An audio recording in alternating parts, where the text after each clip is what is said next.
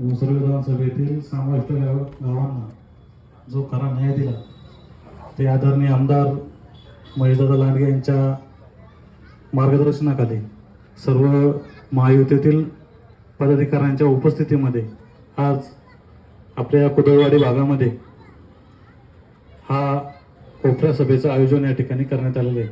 व्यासपीठावर सर्वच मान्यवर उपस्थित आहे. मी सर्वांचं या ठिकाणी स्वागत करतो. आपण जर पाहिलं असेल आदरणीय नरेंद्र मोदी साहेब यांच्या माध्यमातून या भारतामध्ये जी आपल्या भारताचं जे नाव आहे ते संपूर्ण देशामध्ये एक वेगळं उंचीवर नेऊन ठेवण्याचं काम आदरणीय नरेंद्रभाई मोदी यांनी केलेलं आहे.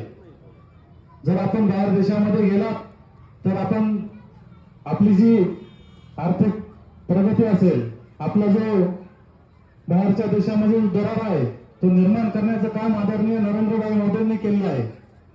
तुम्ही जे सीमेवर सैनिक लढत आहेत त्या सैनिकांना आता जाऊन विचारा, जर तुम्हाला कुणाला गोळी मारायची असेल, कोणत्या शत्रूंना जर तुम्हाला हमला करायचा असेल तर तुम्हाला दिल्लीला विचारायला लागतं का? आता सर्व ज्या भारतामधील ज्या सीमेवर सैनिक आहेत त्या सर्व सैनिकांना कोणतीही परवानगी लागत नाही.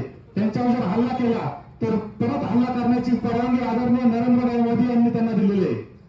पूर्वी एखाद्या पाकिस्तान असेल, चीन असेल या सीमेवरून जर कोणी गोळीबार केला तर आपल्याला दिल्लीला पहिला फोन करून विचारायला लागत होता की आम्ही त्यांच्या हमला करू का, त्यांच्या हमला केल्यावर काय परिणाम होईल, काय कोणत्या गोष्टीला सामोरं जावं लागेल.